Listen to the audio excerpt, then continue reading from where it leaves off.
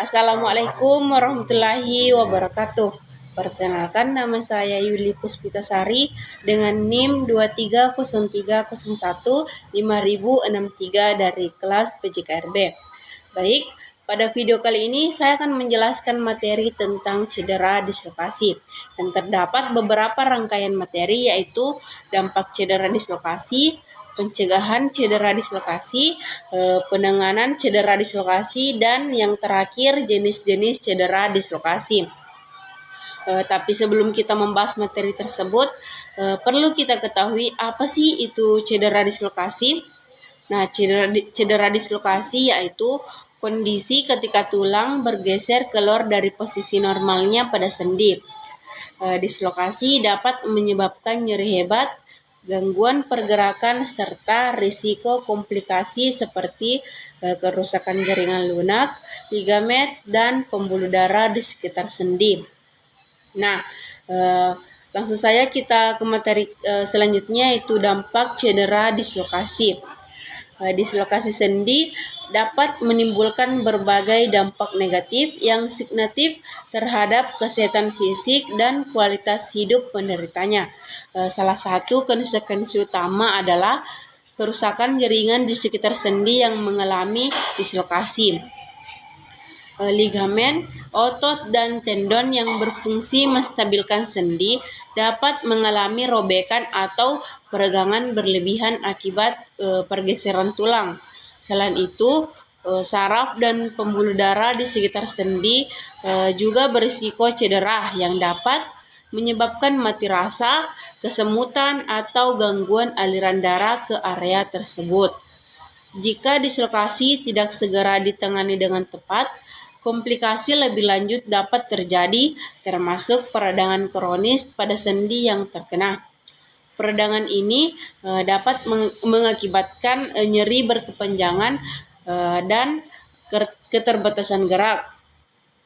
Selain itu, sendi yang pernah mengalami dislokasi memiliki resiko lebih tinggi untuk mengalami dislokasi berulang di masa mendatang, terutama struktur penunjang sendi tidak pulih sepenuhnya atau tetap lemah. Selanjutnya, pencegahan cedera dislokasi. Pencegahan cedera dislokasi memerlukan pendekatan yang komprehensif dan terintegrasi, terutama bagi individu yang aktif dalam berolahraga atau aktivitas fisik lainnya. Salah satu metode yang telah dikembangkan untuk tujuan ini adalah PETER-MIS-PRO, yang merupakan akronim dari Physical Training, Stretching, dan Protective Equipment in Sport. Metode ini menekankan pentingnya pelatihan fisik yang tepat, peregangan yang benar, dan penggunaan peralatan pelindung dalam berolahraga. Pelatihan fisik yang terstruktur dan sesuai dengan kebutuhan fisik sangat penting dalam mencegah dislokasi. Program latihan yang dirancang dengan baik dapat meningkatkan kekuatan otot, fleksibilitas, dan stabilitas sendi sehingga mengurangi resiko cedera. Selain itu, latihan yang tepat juga dapat membantu dalam memperbaiki postur dan teknik gerakan yang esensial dalam mencegah dislokasi. Peregangan atau stretching juga memainkan peran penting dalam pencegahan dislokasi.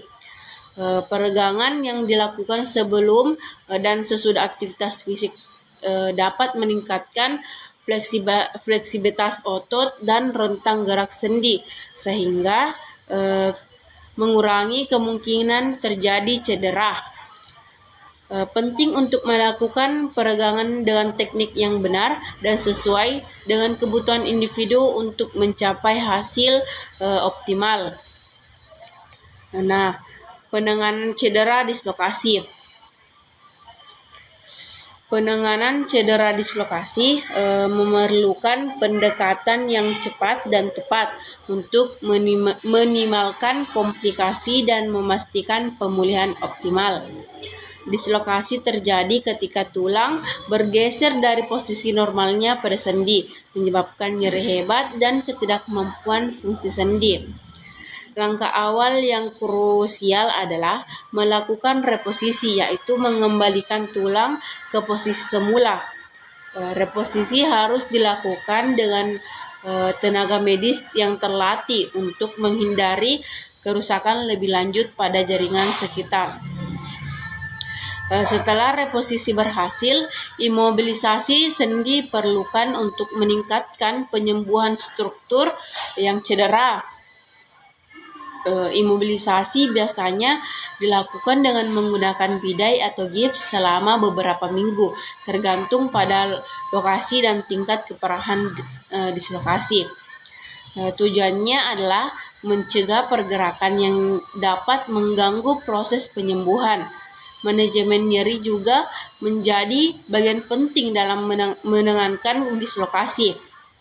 Obat analgesik atau anti-inflamasi non-steroid sering diresepkan untuk mengurangi nyeri dan peradangan. Selain itu, terapi fisik dengan menggunakan metabolis seperti terapi panas atau dingin dapat membantu mengurangi nyeri dan membengkak. Selanjutnya, jenis-jenis cedera dislokasi. Yang pertama itu dislokasi bahu, shoulder dislocation. Dislokasi bahu adalah jenis dislokasi yang sering umum terjadi. Hal ini disebabkan oleh anatomi sendi bahu yang memiliki rentang gerak luas namun stabilitas relatif rendah. Dislokasi bahu umumnya terjadi akibat trauma langsung seperti jatuh dengan tangan terentang atau benturan keras saat olahraga kontak. Yang kedua, dislokasi siku atau elbow dislocation. Dislokasi siku adalah cedera serius yang sering terjadi akibat jatuh dengan tangan terentang, menyebabkan ulna dan radius bergeser dari humerus. Yang ketiga, dislokasi jari atau finger dislocation. Dislokasi jari sering terjadi akibat trauma langsung atau hipertensi. Jenis dislokasi ini umum terjadi pada atlet yang terlibat dalam olahraga seperti bola basket atau bola voli. Gejala meliputi nyeri, pembengkakan, dan deformitas yang jelas pada jari yang terkena.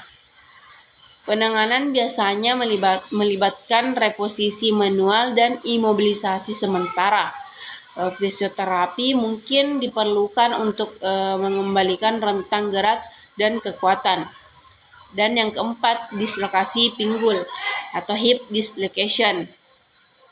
Dislokasi pinggul memerlukan penanganan darurat karena resiko kerusakan pada pembuluh darah dan saraf serta potensi nekrosis avaskular pada kepala femur.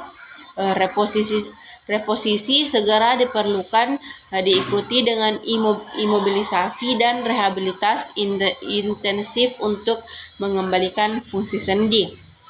Yang kelima, dislokasi lutut atau knee dislocation. Dislokasi lutut adalah cedera langka namun sangat serius, seringkali terkait dengan kerusakan pada ligamen, arteri poplitei, dan saraf peroneal. Cedera ini biasanya terjadi akibat trauma dengan energi tinggi, seperti kecelakaan kendaraan bermotor atau cedera berolahraga. Dan yang terakhir yaitu dislokasi rahang, temporomandibular joint dislocation. Dislokasi sendi temporomandibular terjadi ketika kondilus mandibula bergeser dari fossa mandibularis, seringkali akibat membuka mulut terlalu lebar, trauma langsung atau kejang. Pasien biasanya mengalami kesulitan menutup mulut, nyeri, dan maloklusi. pengenangan melibatkan reposisi manual dan dalam kasus kronis atau berulang. Intervensi bedah mungkin diperlukan.